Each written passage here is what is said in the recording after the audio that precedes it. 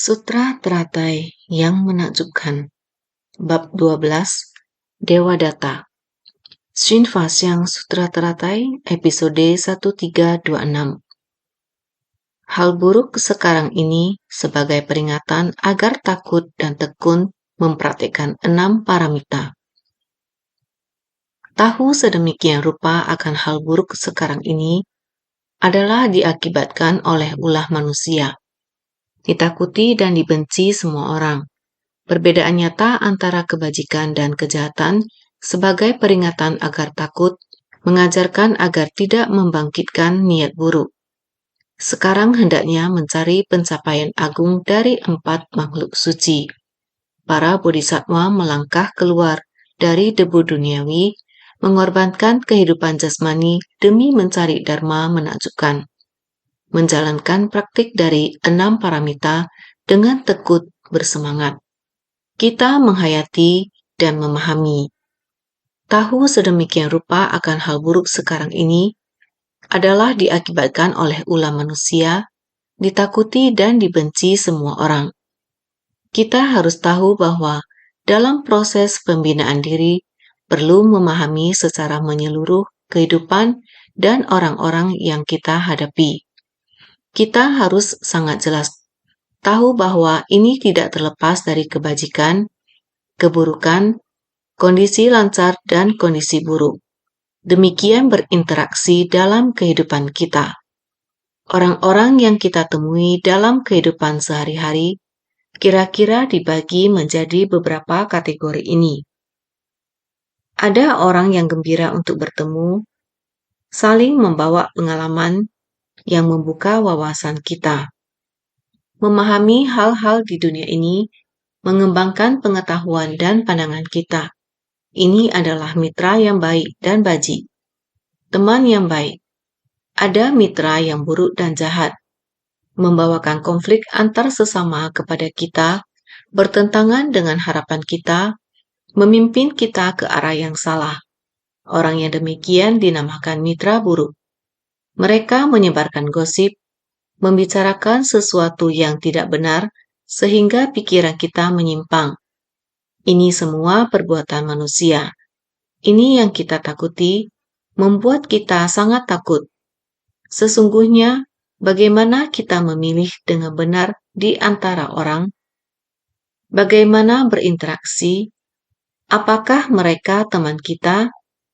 Apakah membimbing kita ke arah yang benar? Ataukah membuat kita menyimpang? Apakah pandangan dan pengetahuan yang membuat kita sukacita? Ataukah memimpin kita ke arah yang salah? Oleh karena itu, kita tidak tahu jalan yang harus dipilih. Inilah kehidupan. Kita harus bersungguh hati. Seperti kemarin, bulan 12 tahun 2016, ahli astronomi Profesor Mao Zhengqi datang berbicara kepada kita. Seperti kita selain dalam kehidupan sehari-hari, kita bisa maju selangkah memahaminya. Di luar dari dunia kehidupan manusia, hal-hal fenomena langit dan benda dunia, meski ada banyak prinsip kebenaran yang menakjubkan, yang masih belum ditemukan rahasianya. Ini tidak begitu gampang.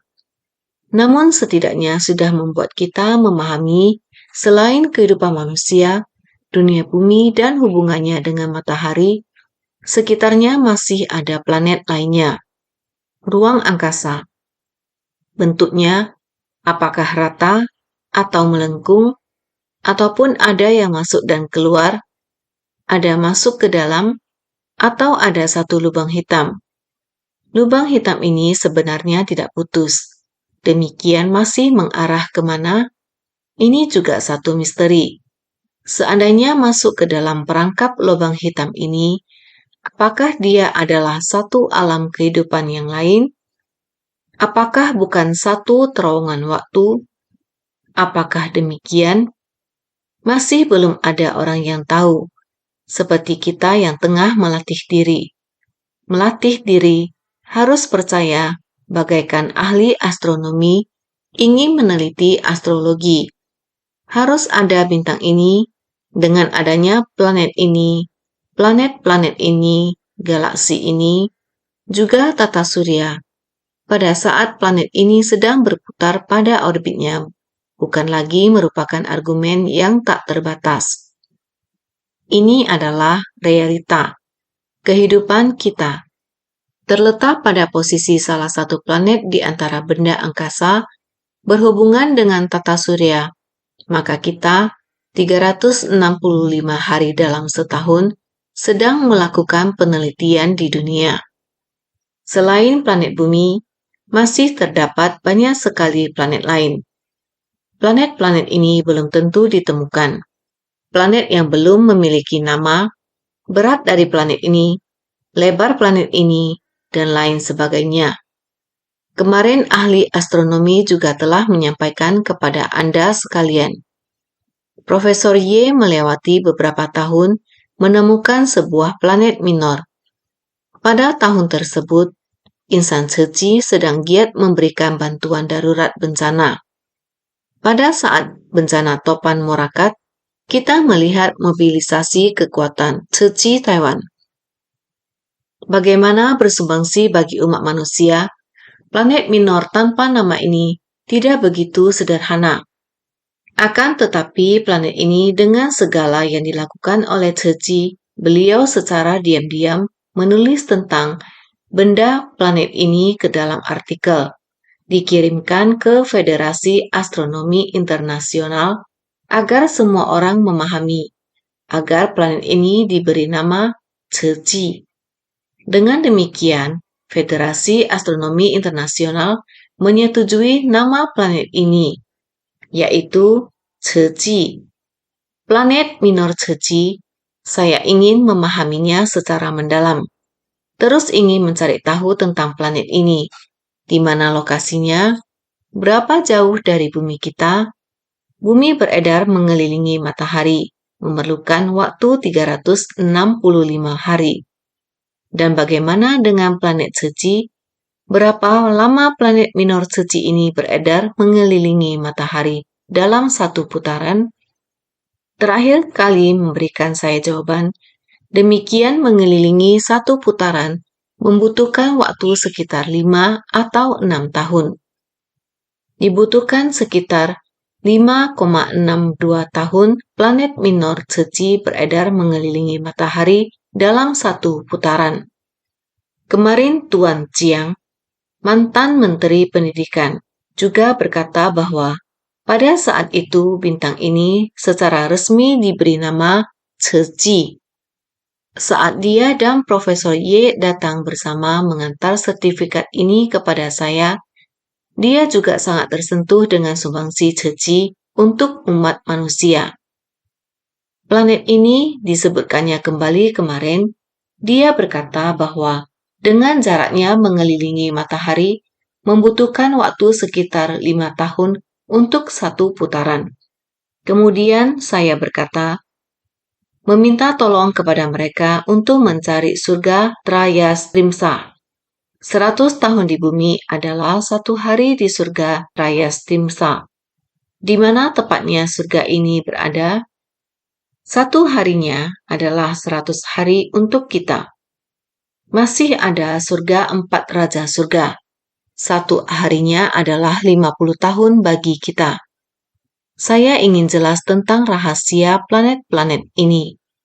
Dia berkata kepada saya bahwa kunjungan kali ini dia tidak bisa menyelesaikan pekerjaannya. Mereka masih perlu terus mencari lokasi bintang itu. Kemarin Tuan Chiang berkata kepada saya, "Ini saya yang pergi. Ini saya yang cari. Ketika saya pulang, saya akan segera memberikan informasi kepadamu. Ini adalah ilmu astronomi.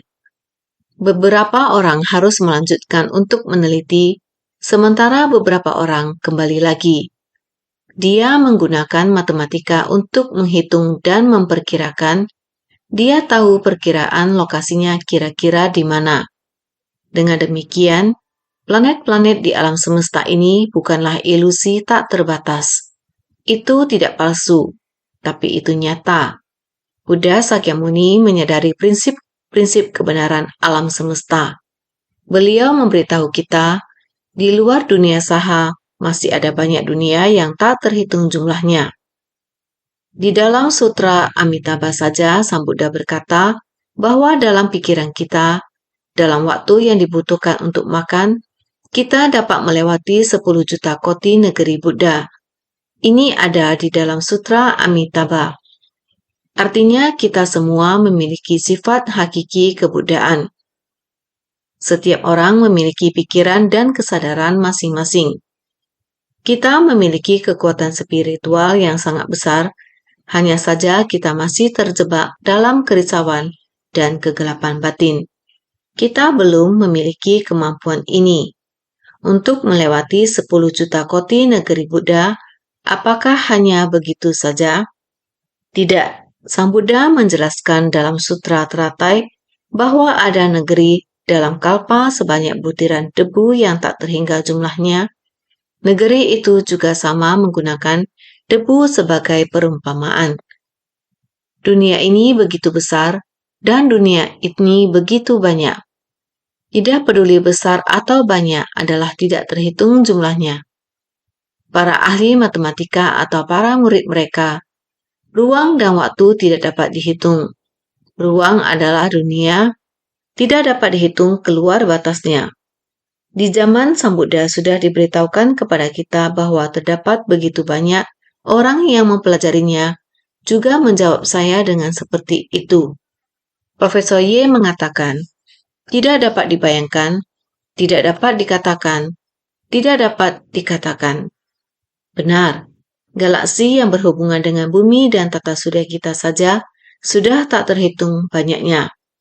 Masih banyak lagi, ada banyak matahari yang di dalam alam semesta, banyak planet yang berada di tepi matahari. Itu tidak terbatas dan tak terhitung jumlahnya. Jadi kita harus percaya bahwa Sang Buddha adalah seorang ilmuwan. Dia tidak berbohong, tidak omong kosong. Kata-katanya adalah kata-kata yang benar dan nyata. Kita harus sangat percaya terhadap Dharma yang telah dibabarkan oleh Sang Buddha. Buddha memberitahu kita, hati manusia sangat tidak terbayangkan adalah manusia tidak kelihatan. Namun pikirannya, esensi dari batin tanpa wujud, tetapi berubah dengan cepat. Apakah itu pikiran baik atau jahat? Ini penuh perubahan. Prinsip kebenaran yang sama, niat pikiran manusia, alam semesta kecil, atau tubuh manusia ini, niat pikiran manusia, benar-benar penuh pencerahan. Seperti astronom, sebelum kita dapat melihat benda-benda langit bukan diam tak bergerak. Juga sama tanpa henti, melakukan perubahan, penuh perubahan. Hati kita bukankah juga demikian? Bukankah tubuh kita di dalam alam semesta kecil atau tubuh manusia terdapat kehidupan yang tak terhitung jumlahnya? Para makhluk yang berbeda sangat banyak. Ada banyak mikroorganisme. Jenis mikroorganisme apa yang berdampak besar pada tubuh kita? Prinsip kebenaran yang sama, alam semesta besar, alam semesta kecil, semuanya masih terdapat banyak prinsip kebenaran yang misterius di dalamnya. Oleh karena itu, kita harus belajar Dharma. Dharma Sang Buddha harus mencari Dharma yang menakjubkan. Benar-benar sangat dalam, sangat lebar dan luas. Buddha Sakyamuni demi mencari Dharma menakjubkan, jadi dia bersedia menukar hidupnya dengan mencari tahu. Prinsip kebenaran yang menakjubkan dan halus ini, inilah Buddha Sakyamuni di setiap kehidupan. Melalui proses mencari Dharma seperti ini, menceritakan banyak prinsip kebenaran kepada kita. Oleh karena itu, tahu sedemikian rupa akan hal buruk sekarang ini. Kita harus tahu, ada berapa banyak hal yang terjadi di dunia kita sekarang ini. Yang tidak kita ketahui, tidak selalu sesuai dengan keinginan kita. Seperti inilah menjadi seorang manusia. Hidup seperti ini setiap hari melewati hidup seperti ini setiap hari. Hanya hidup dalam kebodohan dan kebingungan. Masih banyak hal yang belum kita ketahui. Apakah kondisi ini yang baik atau yang buruk? Banyak hal yang tidak diketahui. Kita tidak dapat mengetahui hubungan antar manusia dan tidak dapat memperkirakan apa yang ada di dalam pikiran pihak lain. Tidak ada cara sehingga tahu sedemikian rupa akan hal buruk sekarang ini. Inilah yang membuat orang semua gelisah. Semua orang akan merasakan takut. Saya ingin berbicara dengan orang ini. Apakah merupakan orang kepercayaan saya? Dapatkah saya mempercayainya? Sehingga kita menjadi was-was. Setiap kata yang akan diucapkan harus sesuai dengan orang, waktu, dan tempat. Ini yang sering kita bahas. Oleh karena itu, kita harus tahu permasalahan yang ada di dunia ini sangat rumit. Sehingga tahu sedemikian rupa akan hal buruk sekarang ini, tidak ada satupun dari kita yang berharap hal-hal yang tidak sesuai dengan keinginan terjadi di sekitar kita. Setiap orang seharusnya meningkatkan kewaspadaan. Namun seperti ini akan membuat kita cemas dan gelisah, sehingga kehidupan menjadi tidak nyaman. Apakah ini bukan suatu penderitaan? Oleh karena itu, Sang Buddha memberitahu kita hal itu adalah penderitaan. Seperti inilah kehidupan, adalah perbedaan nyata antara kebajikan dan kejahatan sebagai peringatan agar takut. Ada kebajikan dan kejahatan yang dapat diperbandingkan. Orang yang bajik adalah demikian, bersumbangsi seperti ini, bersumbangsi tanpa pamrih, berbelas kasihan tanpa syarat, dan mengasihani insan lain bagai terhadap diri sendiri. Terhadap setiap orang selalu bersumbangsi dengan maksud bajik. Jika orang yang jahat, permintaannya banyak, meminta tanpa batas, begitu tidak sesuai dengan maksudnya, maka akan membalikkan wajah. Hal yang tidak menguntungkan terhadap orang akan sangat besar. Petaka akibat ulah manusia yang mengajukan langit dan mengguncang bumi. Tidak peduli apakah di dalam keluarga, masyarakat, negara, niat buruk semacam ini asalkan ada sedikit saja tidak sesuai keinginan, dia akan tercipta keluar.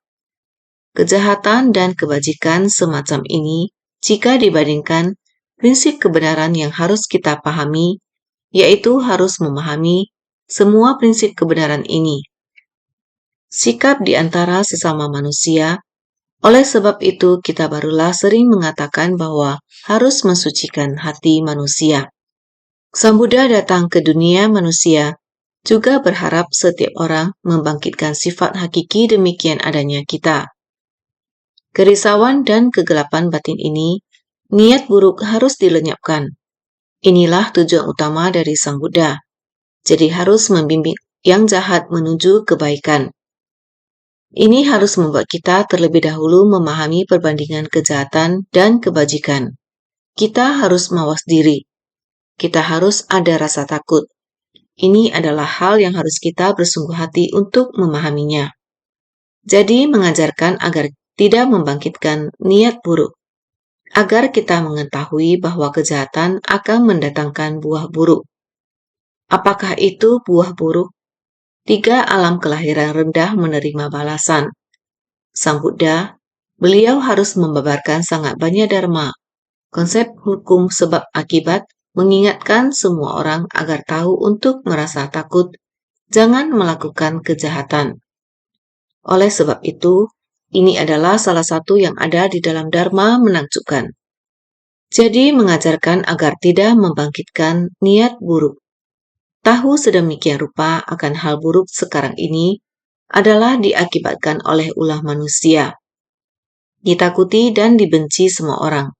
Perbedaan nyata antara kebajikan dan kejahatan sebagai peringatan agar takut.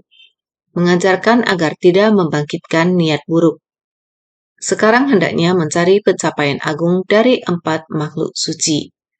para bodhisatwa melangkah keluar dari debu duniawi, mengorbankan kehidupan jasmani demi mencari dharma menakjubkan, menjalankan praktik dari 6 paramita dengan tekun bersemangat. Jadi sekarang hendaknya mencari pencapaian agung dari 4 makhluk suci. Para bodhisatwa melangkah keluar dari debu duniawi. Beliau berharap begitu kita memahami ini, kita akan mengarah ke pencapaian agung 4 makhluk suci.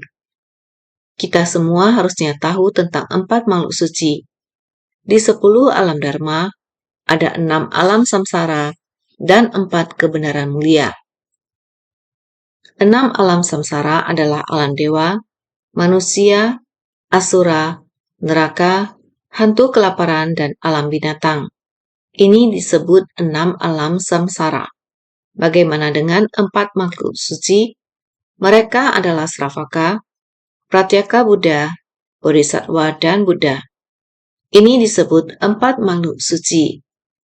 4 makhluk suci dimulai dari pembinaan diri manusia.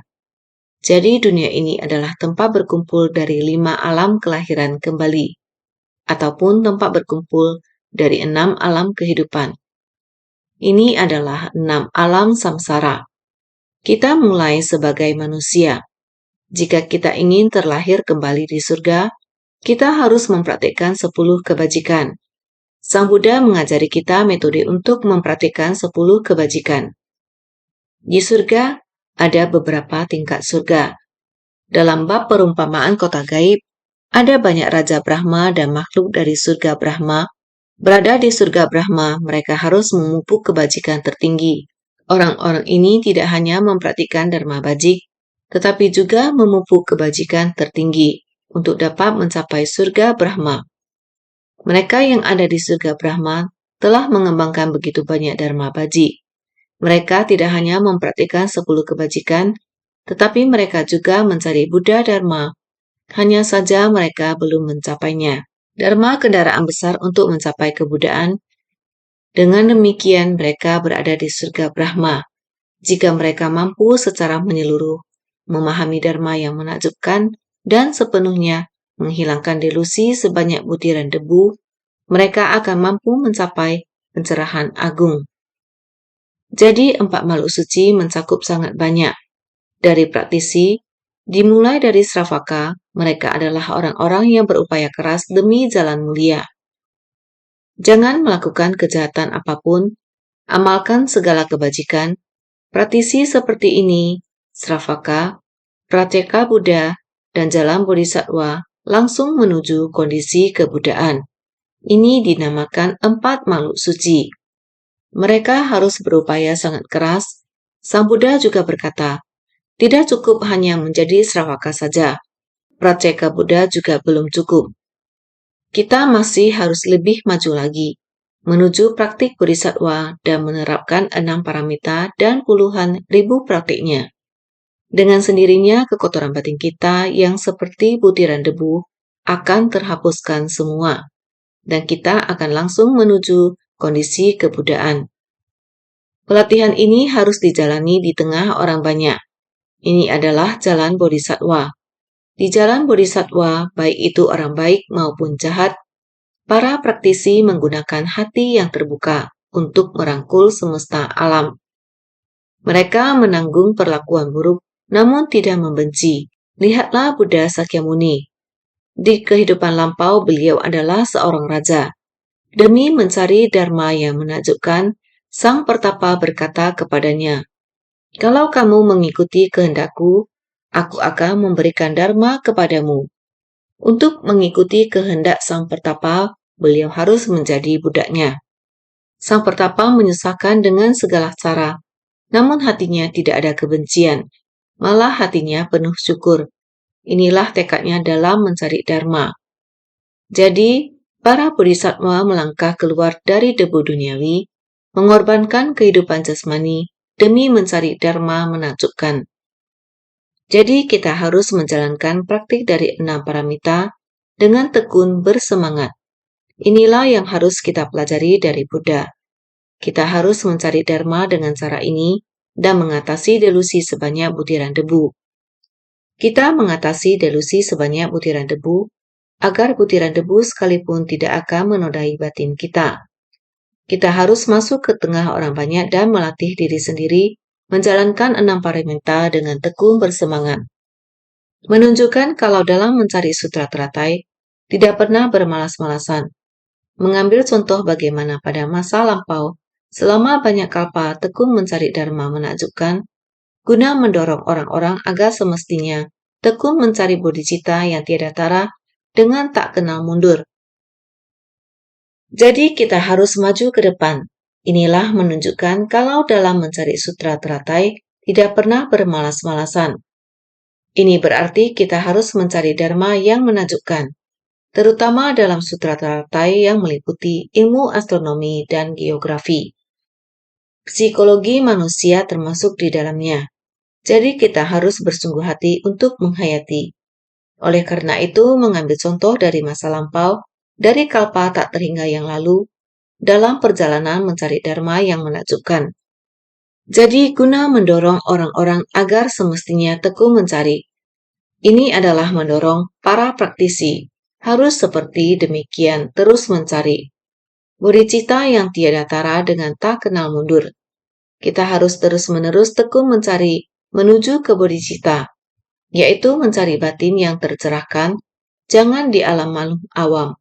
Hati manusia sulit dipahami, jikalau kita bertemu dengan yang bisa mengarah kita ke kegelapan batin, yang akan merugikan kita, juga harus dengan hati yang penuh syukur, tanpa kebencian.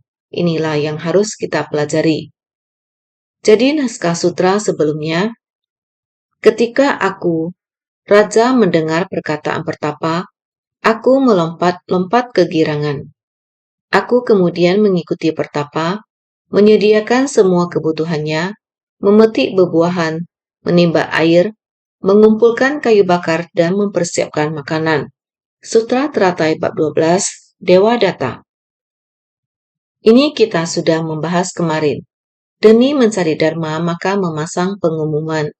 Pertapa langsung datang ke istana dan memberitahu kepada raja, saya memiliki dharma yang menakjubkan. Jika kamu bersedia menuruti semua keinginan saya akan mewariskan dharma kepada kamu. Demikian raja sangat polos. Selama kamu memiliki dharma yang menakjubkan, tidak peduli apa yang kamu minta, saya akan mematuhimu. Demikianlah dengan begitu sukacita pergi mengikuti pertapa. Terhadap pertapa adalah menyediakan apa yang dibutuhkan, apa yang diminta pertapa dia sedikit pun tidak mematuhi keinginannya. Tidak, dia merendahkan dirinya, demikianlah mengikuti keinginan pertapa. Jadi, bahkan menawarkan tubuhku sebagai tempat tidur dan tempat duduknya.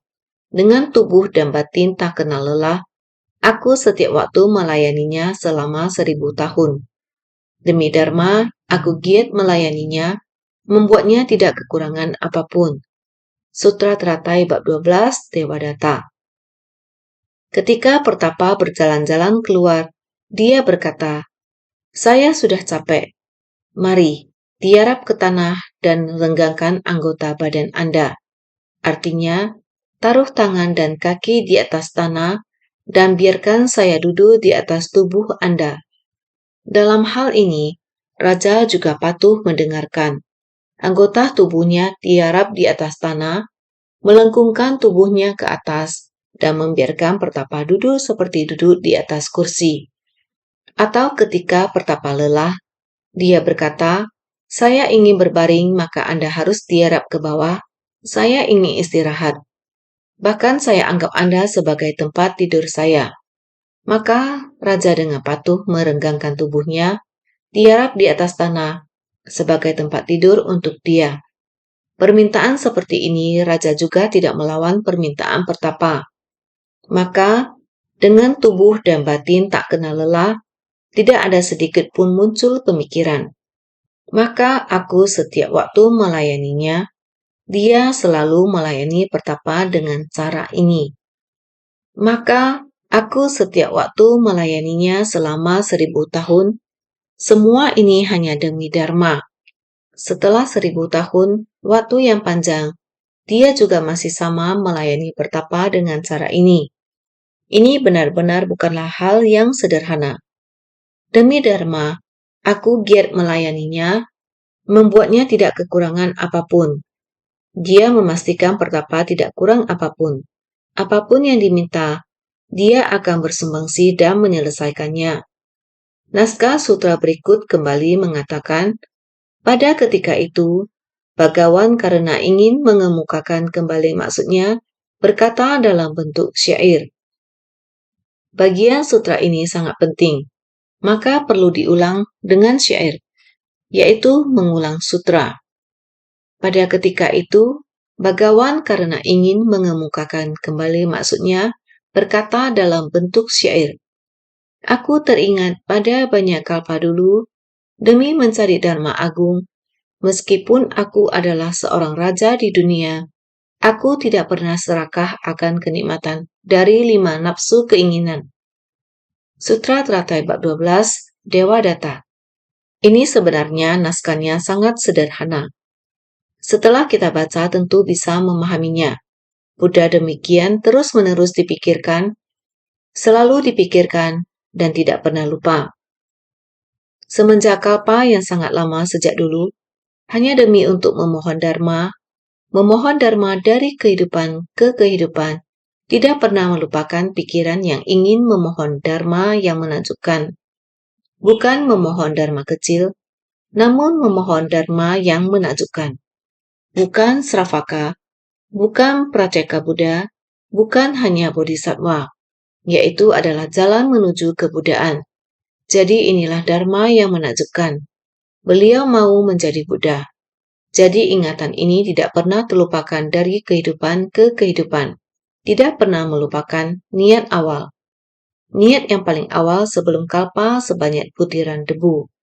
16 pangeran mendengarkan Sutra Teratai bersukacita kembali mengulang Sutra Teratai. Tapi bisa mendengarkan, bisa membabarkan, namun metode ini belum sepenuhnya mampu untuk dipahami. Masih belum mampu untuk menyelesaikan 6 paramita. Karena adanya Dharma menakjubkan ini, maka harus dipraktikkan secara nyata. Bisa mempraktikkannya barulah bisa berpuas diri. Kalau hanya mengatakan namun tidak dipraktikkan, maka tidak akan mampu untuk dimengerti. Tidak mampu menyatu dengan alam semesta. Hanya mengetahui saja seperti astronomi, walaupun sudah melakukan penelitian, belum mencapai tahap di mana benda-benda langit berpadu menjadi satu. Maka masih menyisakan lubang hitam. Apa yang terdapat di dalam lubang hitam? Belum tahu. Ini seperti jalan bodhisattva. Kita sudah yakin kita akan menjalaninya, harus benar-benar mempraktikannya dalam tindakan nyata, sampai kita bersentuhan dengan lubang hitam itu, dan masuk ke dalam, barulah kita akan memahami dengan prinsip kebenaran yang sama untuk memahami. Harus mempraktikannya dalam tindakan nyata. Jika hanya ucapan, berarti masih berada dalam kegelapan batin, masih dalam kerisauan, masih diliputi oleh delusi sebanyak butiran debu yang menutupi selapis demi selapis. Demikian ini tidaklah cukup, maka harus diberi kehidupan dari kehidupan. Maka harus dari kehidupan ke kehidupan. Mengikis kegelapan batin dan kerisauan ini selapis demi selapis, termasuk delusi sebanyak butiran debu juga harus dibuang bersih. Ini mengharuskan kita mempraktikkannya dalam tindakan nyata. Seseorang harus mengalami sendiri supaya tahu akan suka dan dukanya. Maka untuk melatih diri jangan lupa pada tekad awal. Memori tersebut harus selalu diingat, saya melatih diri. Karena ini mencari dan mendapatkan Dharma yang menakjubkan, yaitu kesadaran dan pencerahan. Ini yang harus kita ingat. Maka ini adalah Buddha ingat masa lalu pada kalpa yang jauh. Ingatan tersebut adalah tidak lupa pada tekad awal, dari kehidupan ke kehidupan selama berkalpa-kalpa. Adalah demi niat untuk mencari Dharma dari kendaraan besar. Inilah memori beliau pada kehidupan kapanpun, pada zaman era apapun. Beliau tidak pernah lupa terhadap niat ini, yaitu untuk mencari dharma dari kendaraan besar. Meskipun aku adalah seorang raja di dunia, aku tidak pernah serakah akan kenikmatan dari 5 nafsu keinginan. Meski adalah seorang raja di dunia, mampu terbebaskan dari kenikmatan 5 nafsu keinginan. 5 nafsu keinginan, rupa, suara, bebauan, rasa, sentuhan. Jadi, meskipun aku adalah seorang raja di dunia, aku tidak pernah serakah akan kenikmatan dari 5 nafsu keinginan. Meskipun telah menjadi raja, memiliki ketenaran, kekayaan, kekuasaan yang sangat besar, akan tetapi dia tidak serakah terhadap 5 nafsu keinginan. 5 nafsu keinginan setiap orang harus tahu. Rupa, suara, bebauan, rasa, sentuhan. Kita manusia ketika ada niat keserakahan, itu karena kontak 5 akar indera dengan 5 objek indera. Segera setelah kita menyadari bahwa kita memiliki nafsu keserakahan, inilah penyebab kerisauan dan ketidaktahuan. Semua benih sebab ini telah disingkirkan. Semua telah lenyap. Sehingga meskipun seorang raja, 5 nafsu keinginan ini boleh dikatakan sudah lenyap sepenuhnya. Dengan demikian, naskah sutra berikutnya kembali mengatakan, Aku memukul getah dan mengumumkan ke 4 penjuru. Barang siapa yang memiliki dharma agung dan bisa menjelaskannya kepadaku, aku akan menjadi budaknya. Ketika itu, Pertapa Asita datang dan berkata kepada Raja Agung, Sutra Teratai bab 12 Devadatta. Aku memukul genta dan mengumumkan ke 4 penjuru. Artinya adalah, baik menabuh genderang atau genta, itu menunjukkan bahwa negara memiliki peristiwa besar. Semua orang harus tahu, inilah awal dari raja mengeluarkan pengumuman besar bagi negara. Maka dia menabuh genderang dan genta, menunjukkan seberapa kuatnya tekad. Aku memukul genta dan mengumumkan ke 4 penjuru. Sebelumnya disebutkan memukul genderang, di sini dikatakan memukul genta, karena keinginan mendalam untuk mencari dharma, baik genta ataupun genderang juga dipukul. Karena keinginan mendalam untuk mencari dharma, baik genta atau genderang juga dipukul. Ini menunjukkan tekad bulat dari sang raja. Peristiwa besar bagi negara yang sangat penting diumumkan agar rakyat juga mengetahui.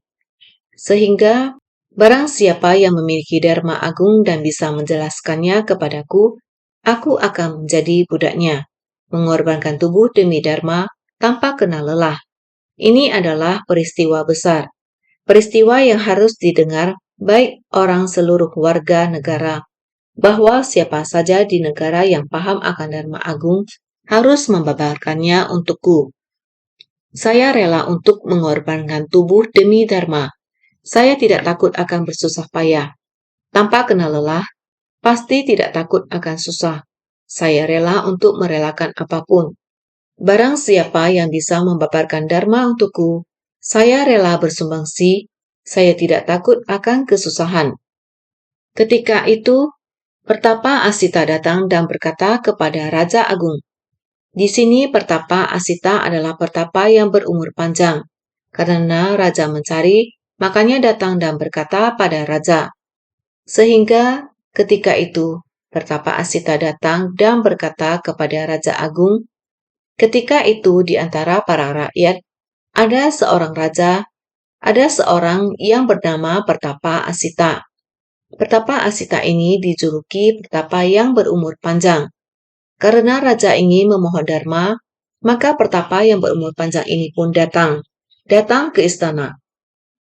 Orang seperti apakah Pertapa Asita ini? Arti dari Asita adalah tidak tertandingi lagi. Sudah sangat hebat.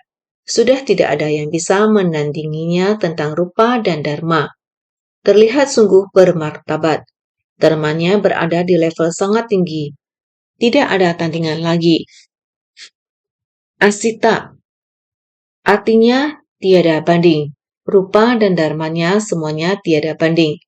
Ini adalah nama Devadatta pada kehidupan lampau. Ini adalah Devadatta di masa Kalpa yang tak terhingga dulu. Pertapa Asita, nama dari praktisi yang paling unggul di antara semua pertapa. Asita atau disebut Arya, di sini diterjemahkan sebagai tiada banding, juga diterjemahkan sebagai berpenampilan patut. Pertapa Asita ini adalah seorang praktisi pembinaan diri. Ketika itu, di masa belum adanya Buddha, praktisi ini membuat diri hingga suatu tingkatan. Kemudian disebut sebagai pertapa. Pertapa adalah orang yang membina diri. Dia adalah pemimpin dari para pertapa yang membimbing para pertapa lain.